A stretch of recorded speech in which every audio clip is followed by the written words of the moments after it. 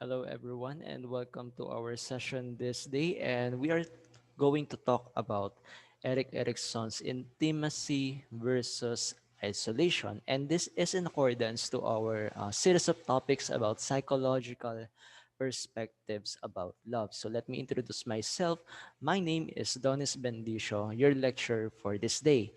And if you have questions, if you have inquiries, or if you want to collaborate with us, or if you want us to create a content about psychology, could it be theories of personality, abnormal psychology, psychological assessment, and industrial and organizational psychology, you can message us through our email, that is hr.lahok@gmail.com, or you can message us through our Facebook account, that is fb.com/lahoktc, for us to improve also our materials and services for you. So if you want a copy of this material that is about Eric Erickson, you can send us message directly to our Facebook account provided here. Okay? So let us proceed with Eric Erickson's profile. Sino ba si Eric Erickson? So he was born in Frankfurt in Germany 1902. So he is known as a German-American developmental psychologist which has a research interest with human development, and he proceeded with Yale University to explore this human development. And he also developed what we call psychosocial theory of human development. And he ranked number 12 on APA's, or American Psychological Association's 100 most eminent psychologists of the 20th century. Eric Erickson is also known for his concept about identity crisis. Now, pag-usapan natin ano bang ibig sabihin nitong identity crisis na ito. So his theories is very important when it comes to thinking about personality. Way back then kasi, ang uso nun is yung tinatawag na psychodynamic or yung psychoanalytic perspective founded by person like Sigmund Freud. So focusing likely on childhood experiences or childhood events. But Eric Erickson found out na there are individuals around us, gaya ng pamilya natin, ng friends natin, people around us really have big impact to our personality kung sino man tayo ngayon on or paano natin tinitingnan yung buhay in a whole. So his psychosocial theory focuses on the social influences compared to psychoanalytic, which is more of a childhood events. So throughout lifespan, meron tayong mga nakikilala, yung parents natin, nandyan nung kabataan natin, o kaya naman nung tayo ay nagkaroon ng mga kaibigan nung kabataan natin, nung play stage, nung tayo ay nagpunta ng school, meron tayong nakilala mga classmates, o kaya naman nung nagbinata or nagdalaga na tayo, nagkaroon tayo ng jowa, o kaya naman tinatawag natin na boyfriend or girlfriend, o kaya naman kapag tayo ay medyo tumanda na adult stage, nagkaroon tayo ng asawa. These individuals, according to Eric Erickson, have big impact to our personality. Ito ang sinasabi ni Eric Erickson. Now, it is published noon sa New York Times in an article that hindi daw niya nakita yung father niya noong kabataan niya. What is the impact of this? The impact of this is that dahil iniwan siya ng tatay niya, he developed this understanding about the person's perspective na ano ba ang nangyari? Bakit ako iniwan ng tatay ko? And he tend to, this event tend to have a very big impact doon sa paggawa niya ng tinatawag natin na psychosocial development. Yan ang impact ng nangyari sa kanila ng tatay niya. And also, noong unang panahon, noong uso pa yung psychoanalytic perspective, nakatrabaho niya rin itong tinatawag natin na si Anna Freud. So Anna Freud is daughter of Sigmund Freud, the founding father of psychoanalytic perspective. So way back then, Eric Erickson is also a practicing psychoanalyst, but with this theory that he developed, he learned that individuals around us, sila talaga yung nakaka-apekto daw sa atin according to him. So Alamin natin mamaya paano nakakaapekto yung mga parents natin, yung kaibigan natin, yung classmates natin noon, o yung naging jowa natin noon sa love life natin. Yan ang pag-uusapan natin ngayon. So before that pala, pag-usapan natin yung mga stages of development according to Eric Erikson. So what is the stage of infancy? So the stages we have here, we have also have the ages and also the psychosocial issues. What are the conflicts between these stages? And also, who are those individuals around us who have influence to our way of thinking or our personality that we have? And also, what are the questions we ask when we uh, have these stages na meron tayo? And then what are the associated virtues that we tend to establish with this kind of stages? Yan ang pag-uusapan naman natin dito sa slide na ito. Now, let us proceed with infancy. During the infancy, from birth to 1 years old, one year old, we have this trust versus mistrust. So our mother o yung tinatawag natin na immediate caregiver is there. Noong bata daw tayo, hindi pa natin kaya magtimpla ng sarili nating gatas, hindi pa natin kaya alagaan yung sarili natin. And because hindi natin kaya alagaan yung sarili natin mag-isa dahil kapapanganak pa lang sa atin or 1 year old pa lang tayo, kailangan natin yung mother natin o yung tinatawag natin na immediate caregiver. Ano ang mangyayari kapag binigay sa atin ng immediate caregiver natin ang mga bagay na kailangan natin gaya ng pagkain? Siyempre, it will lead us to what we call trust o yung tinatawag natin na optimism according to Eric Erikson. Kapag ka daw binigay sa atin yung bagay na kailangan natin nung bata tayo, it will lead us to trusting kind of personality o tinatawag natin optimism. Kapag ka hindi naman binigay sa atin ito o tinatawag na we have been neglected during this stage, mistrust will uh, pave the way. Ibig sabihin, magkakaroon tayo ng trust issues daw kapag tayo ay tinatawag na hindi tayo binigyan ng daddy o kaya naman hindi tayo pinadede ng nanay natin, pinabayaan tayo o kaya naman punong-puno na yung diaper natin, pinabayaan tayo. Yun ang nangyayari daw during this infancy, zero o tinatawag natin na pagkapanganak sa atin up to 1 year old. Yan daw ang nangyayari sa atin. So, importante daw pala na yung parent natin o yung tinatawag natin na caregivers ay nandyan para tayo ay alagaan. So, anong mangyayari kapag tayo ay pinabayaan during stage? So, maaaring tayo ay maging mistrustful o kaya naman tayo ay very suspicious type of person. So, sa isang relationship, merong maaaring makasalamuha tayo na somewhat suspicious o kaya naman hindi tayo pinagkakatiwalaan or maybe that person is having this anxiety kapag kawala tayo, na late tayo ng uwi o kaya naman merong pagkakataon na hinahanap tayo, nasa loob lang naman tayo ng opisina. So these trust issues is originated during our infancy stage according to Eric Erikson. So according to him, kapag ka daw ang isang person is mistrustful o tinatawag natin na anxious with that relationship, maybe he or she has this issue during infancy stage. So yun pa lang ibig sabihin ni Eric Erikson during this stage. Now, let us proceed with early childhood stage. Sabi niya ng 2 to 3 years old naman tayo, we have this issue about autonomy versus the doubt or shame about the skills that we have o yung tinatawag natin na bagay na mayroon tayo. Ano bang meron during the early childhood stage? So our parents nandiyan dyan o tinatawag natin, we are trying to establish our independence. Hinihiwalay natin yung sarili natin dito sa magulang natin. We try to explore the room. We try to explore, gumagapang tayo, naglalaro tayo. And then kapag tayo ay pinabayaan ng magulang natin to explore while they are protecting us, it will lead us to autonomy. Magkakaroon tayo ng sense of autonomy of our own skills o yung tatawag natin na power, na willpower natin sa sarili natin. So the associated virtue with this stage is what we call will. So yung independence natin when it comes to on our own na tayo. Ito yung sinasabi natin kay early childhood stage 2 to 3 years of age.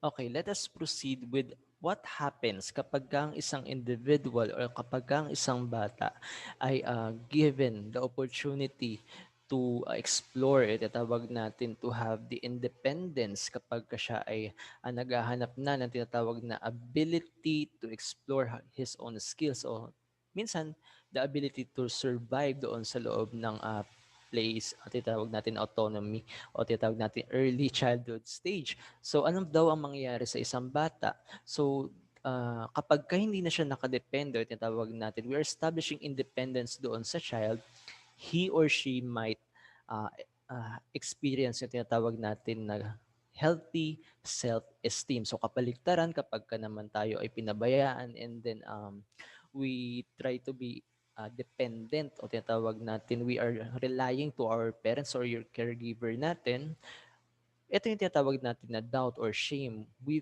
have this a lack of self-esteem sa sarili natin.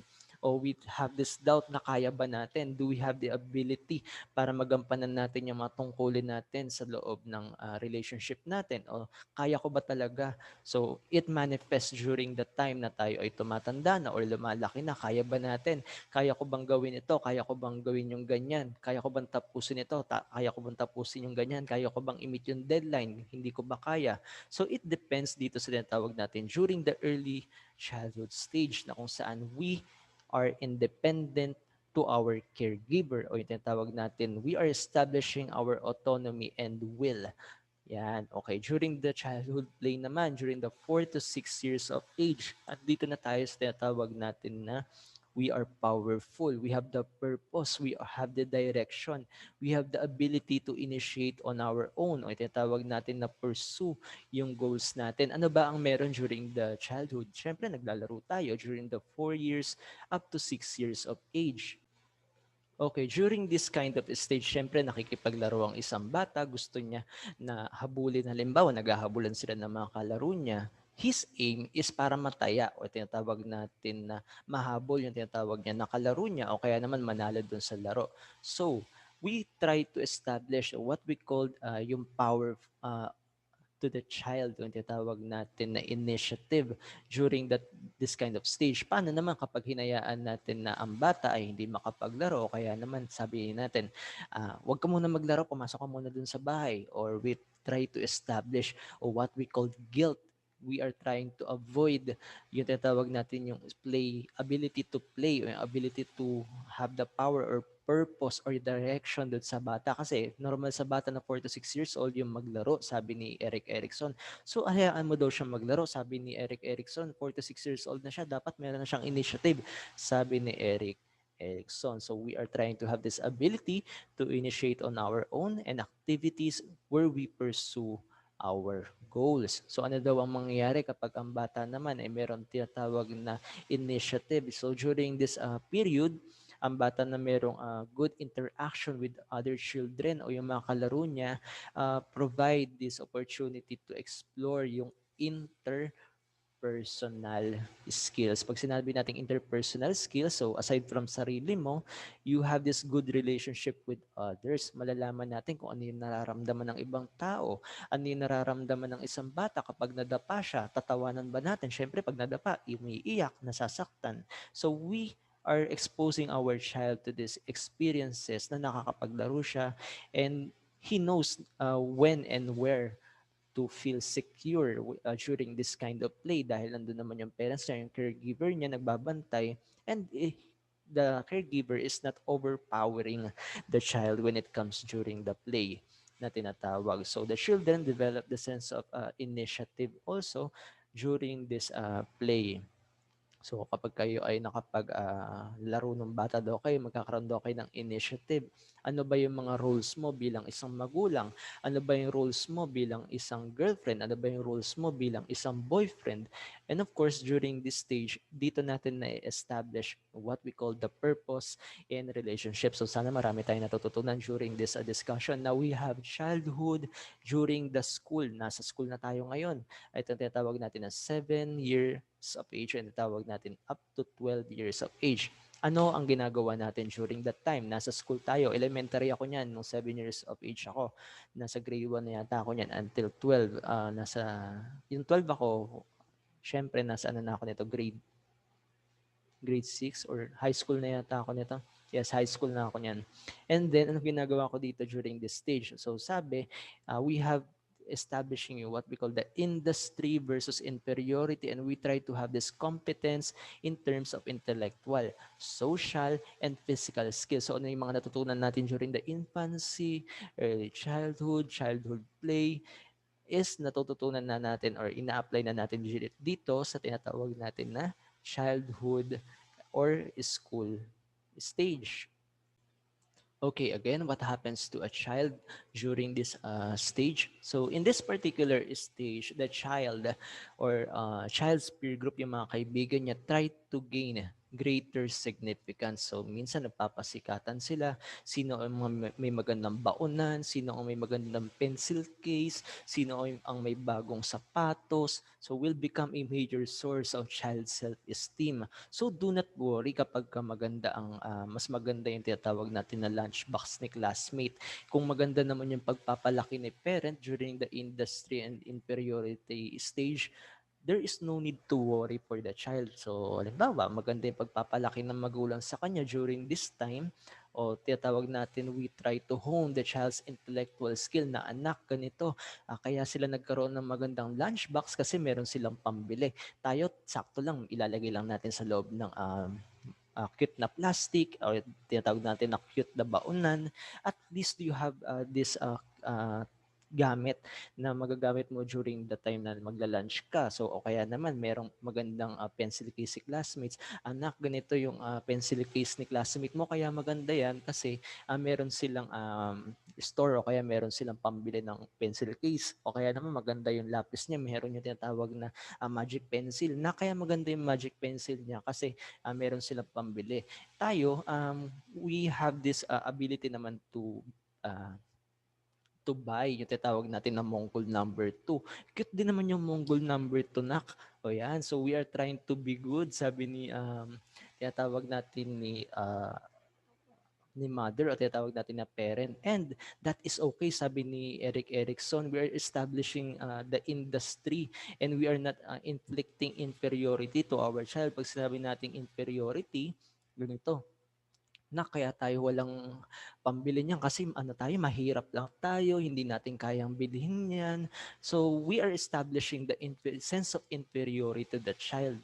So if you're a good parent, you have to appreciate din yung meron tayo o kaya naman yung mga bagay na meron tayo. We try to appreciate na kaya naman natin gawin. Kaya nagtatrabaho ng mabuti si nanay, kaya nagtatrabaho ng mabuti si tatay for you to go to school. O kaya naman kapag nakapagtapos ka ng pag-aaral mo, eventually, mas magiging maganda yung opportunities mo sa high school o kaya naman sa college. Maybe kapag ka nag-aral kang mabuti, gamit itong binili kong Mongol number 2 is that magkakaroon ka ng mas magaganda pang mga pencil o kaya ng mga magagandang mga bagay. Yon ang sinasabi ni Eric Erickson. We are trying to have this sense of competence and intellectual skills on social skills sa bata so that the parent, o tinatawag natin na neighborhood din, meron din silang tinatawag na impact dito sa tinatawag natin na bata. For instance, yung tinatawag natin na teacher.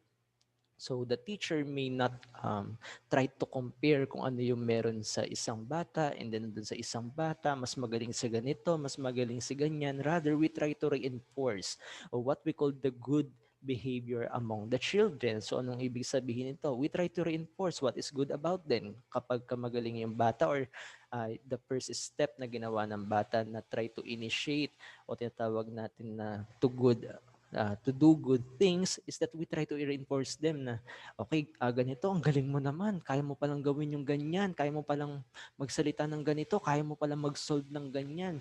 So we are trying to reinforce them the skills that they have as a child during the school age. And we do not want to punish them because we are trying to compare the child to other children. So that may cause the inferiority, a sense of inferiority doon sa bata.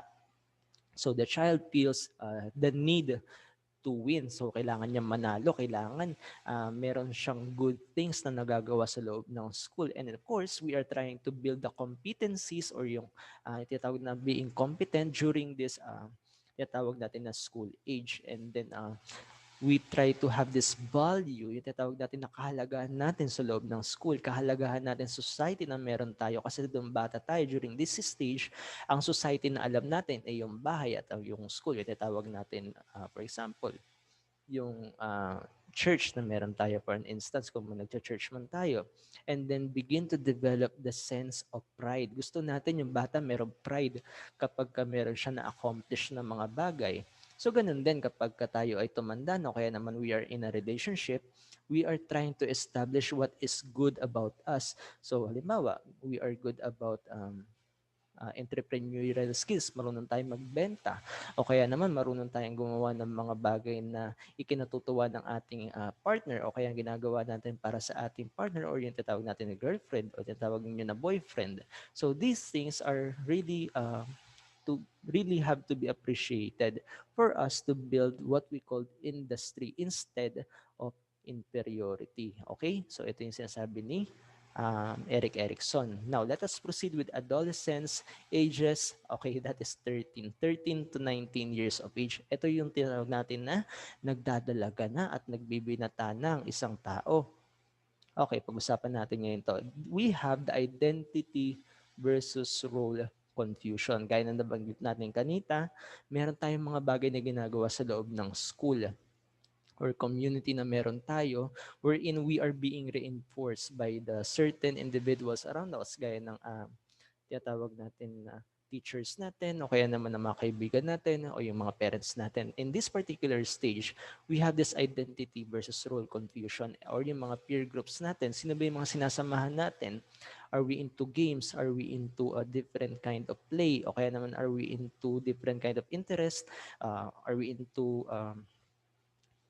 different activities. So, yun yung mga sinasamahan natin dito na peer groups, kumbaga. So, mahilig ba tayo mag-Dota? Mahilig ba tayo mag-mobile games? Mahilig ba tayo sa kung ano-ano man? Are we into certain clubs gaya ng English club, science club? So, different peer group. Kung sino man yung sinasamahan natin dito, we are trying to identify ourselves to this kind of group versus what we call the role confusion. Ito yung pinag-uusapan natin na kung saan ang isang individual is being confused o tinatawag natin, nalilito siya. Ano ba ang ginagawa ko sa mundo na ito? So fit into the adult world. Who am I? Sino ba ako? Ang tanong ng isang tao, ang tanong ng isang estudyante, ang tanong ng isang nagtatrabaho ngayon. So what is the associated virtue? Sabi niya, the fidelity and an integrated image of oneself as a unique person. Let us discuss this one. Ano ba ang mga bagay na unique sa'yo? Ano ba yung mga skills, characteristics, ano ba yung mga abilities mo, ano ba yung mga knowledge na meron ka for you to fit in the world of adult? Ano ba, halimbawa, nagtatrabaho ka, ano ba yung mga skills na pwede mong makontribute sa loob ng department mo? Ano ba yung mga skills na pwede mong ibigay sa loob ng klase mo? Kaya naman, ano ba yung mga skills na pwede mong ibigay sa loob ng relationship na meron ka? For instance, kung kayo man ay nasa loob ng isang relationship, ano ba yung mga bagay na nagpapasaya sa inyong dalawa? So maybe, could be entrepreneurial skills, kumikita kayo both ng pera, marunong kayo magbenta ng mga pangnegosyo ninyo, o kaya naman you are into practicing your own profession. So these are the identity, you are trying to identify yourselves depending on the people you are associated with or yung mga sinasamahan ninyo. So you are trying to fit dito sa tinatawag natin na year of 13 up to 19 years of age. Now let us proceed with young adulthood. Nandito na tayo sa 19 to 35. Nagsisimula na tayo maging adult. So young adult, nagsisimula pa lang tayo. We are trying to establish what we call intimacy versus isolation, which is the very topic for today. Ang dami ko nang sinabi pero ito pala yung pinaka-topic natin. But of course, dahil importante yung mga naunang stages, it is very important for us to discuss them. Ano ba ang nangyari during the 19 or up to 35 years of age? Minsan umabot pa ng 40 years of age yan. So we're trying to find a partner in friendship o kaya natawag natin the other. So bukod dun sa sinasabi natin na parents natin, bukod dun sa mga tinatawag natin na kaibigan natin o dun sa tinatawag natin na mga classmates natin or peer group natin, we are trying to find a person na very significant to us, yung tinatawag natin na importante. Ano ba ang ibig sabihin ng pagmamahal para sa akin according to Eric Erikson? So love includes what we call mutuality. Parehas kayo ng nararamdaman, parehas kayong naiisip, parehas kayo ng goal sa buhay, parehas kayo minsan ng gustong ma-achieve to your path ng pagsasama ninyo. Finding and losing self in the other. So, nang ibig sabihin nito, nakita mo yung sarili mo sa kanya o kaya naman wala ka ng ibang nanaisip pa kundi siya lang.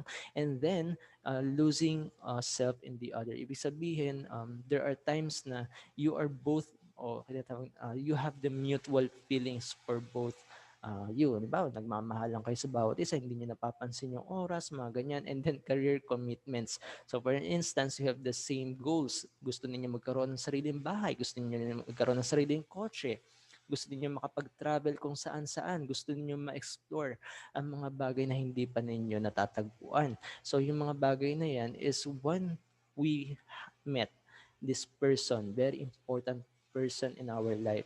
Now we have the same interests, we have the same issues, or we have the same goals in life, o kaya naman we trust this person very much. So we love them because of the mutuality, because of the same interest that we have. So we will discuss that later on again. So let us proceed with adulthood. Yung tinatawag natin na 35 to 55 years of age. We have the generativity versus stagnation. So we are trying to be productive. So if we do not want to be productive, then we will lead to stagnation. Ano ba ang ginagawa ko sa buhay ko? Are we establishing this kind of career sa psychology? Are we establishing this kind of career sa marketing? Or wheresoever, IT, or kung ano-ano mga tinatawag natin na career sa buhay. So the care for the world, or tinatawag natin na guidance and teaching a new generation. So halimbawa tayo nagkaroon na ng anak dahil tayo nakatapos ng intimacy versus isolation. So ginagawa natin yung mga bagay para sa anak natin, sa pamangkin natin, sa pamilya natin, sa parents natin. We do not want to be stagnant. We try to generate things that are very productive. That is the gift for those individuals na minamahal natin. Because we are already adult, we want to see the next generation na maganda ang kanilang kinabukasan. Instead na tayo ay maging stagnant, we want to have the care in the world. Now, let us proceed with maturity. Ang tinatawag natin na old age, so 55 and above. Nandito na yung tinatawag natin na integrity versus despair. Ano ba ang ginawa ko sa buhay ko noong kabataan ko?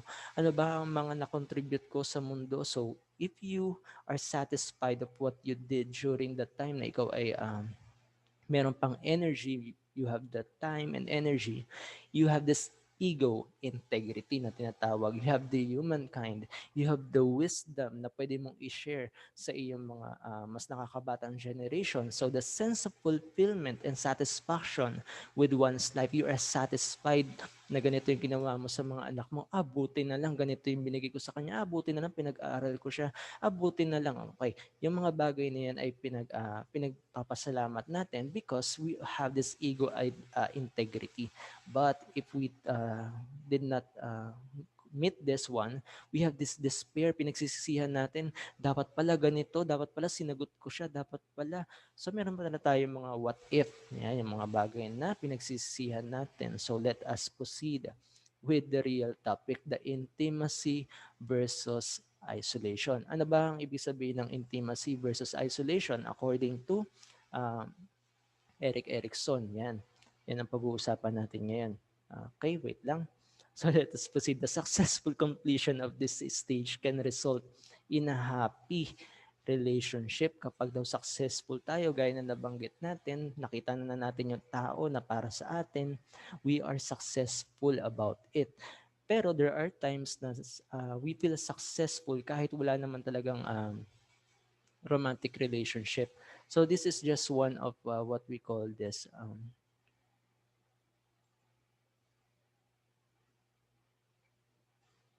Yes, okay, for a while.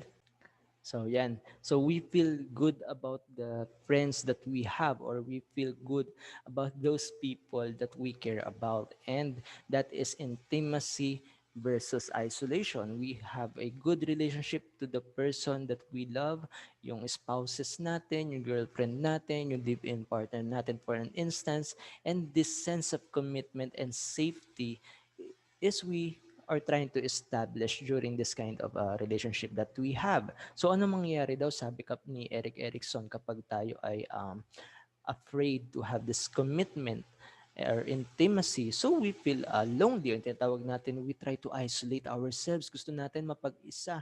And it will lead us to sometimes depression or depressive symptoms because we are trying to be lonely. Gusto natin mag-isa lang tayo sa buhay. Ayaw natin ng masyadong kausap. Ayaw natin masyadong mag-open ng mga pinagdadaanan natin sa buhay, which is why it will lead us to isolation according to Erickson. And this will invalidate the what we call virtue of love. Yan. So according to MacLeod in 2018, an individual begin to share intimate relationship with others toward longer term. Mas nakikita natin yung sarili natin. We try to see ourselves with this person. O kaya tinatawag natin yung goals natin. Gusto natin magkaroon ng anak sa kanya. O kaya naman gusto natin magkaroon ng bahay, ng sariling kotse, and all sa ganitong person other than your family members. So basically, this is just a theory according to Eric Erickson. So this may also include your friends and neighbors and all individuals who you think very dear or very loving naman. So an individual builds healthy relationship with others and success the ability to form committed, lasting, and nurturing relationships. Yan. So kapag healthy yung tinatawag natin na stage na yan, we have the virtue of love. Gusto natin na we are committed. Gusto natin we are have the lasting and nurturing relationship. Pag sinabi natin nurturing, it is a healthy relationship. It's a give and take. It is mutual. Parehas kayong in love sa isa't isa. You are providing for that person. Binibigay mo yung mga basic needs niya. Ano ba yung mga basic needs niya? Pagkain, tubig, bahay, and other stuff related to basic needs. Now, sabi ni Eric Erickson ito, life doesn't make any sense without interdependence. Wala daw silbi ang buhay. It doesn't make sense kapag hindi daw tayo nag-depend sa ibang tao. Depend in a way na it is mutual.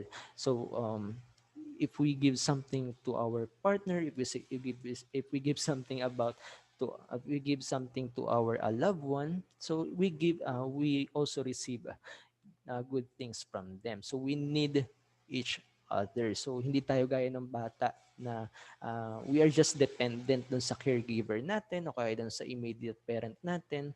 Pero this kind of love, sabi ni Eric Erickson, we have is that we need each other and we try to be interdependent.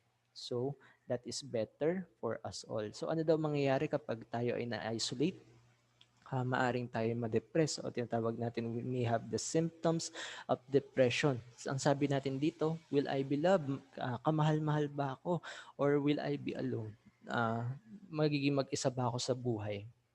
Yan. So if we try to establish yung tinatawag natin na basic virtue ng love, tinatawag natin na romantic relationship, it is a healthy one. So what are the symptoms or what are the effect of loneliness o yung tinatawag natin na isolation? Gusto natin mapag-isa, hindi tayo nag-open to our problems, hindi natin binubuksan yung sarili natin sa iba. So it may lead us to what we call the heart diseases or yung cardiovascular disease.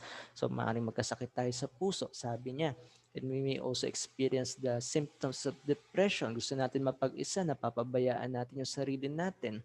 So we feel blue, yung natawag natin na depressive symptoms. So it may lead us to substance abuse for us to be stimulated. Minsan gumagamit tayo ng mga substance para ma-stimulate yung reward area ng ating brain na kung saan yan, gumagamit daw tayo ng substance. So sabi yan ni Hamig in 2019. So this is an article that can help you. So you may click this one if you have the PDF copy that you may request to us. And then it will lead you to the article. Now, it may also lead us to stress. Mas madalas daw na na-stress tayo. We feel distress. Ibig sabihin, body stress itong mga to. And also, it may lead us to some self-harming tendency. So, let us, tinatawag natin na summarize itong tinatawag natin na um, conflict of intimacy versus isolation. So the virtue here is love. And of course, it is from 18 to 35 or it may extend up to 40 years of age. And then important event daw yung tinatawag natin na intimate relationship. Yan. And then we have the key question, am I loved and wanted? Kamahal-mahal ba ako? And of course, the outcome, young adults like me. Okay, like me pa. Yeah. Young adults have to form commitment, intimate or loving relationship. So be it a very important partner and of course friends. So success may build strong relationship. Strong ba ang inyong relationship? Yan, successful daw yan, sabi ni Eric Erickson. And failure to do so may will lead us to loneliness and isolation. So here are our sources for you to have and then yeah, kung meron kayong mga questions, you may ask us through our email hr.lahok@gmail.com or message us through our Facebook account that is fb.com/lahoktc for us to improve. Ano ba yung mga gusto natin na materials? Ano ba yung mga gusto natin pag-usapan? Yan, email nyo or you can message us through this one. So with that, thank you so much and see you in the next video. Goodbye.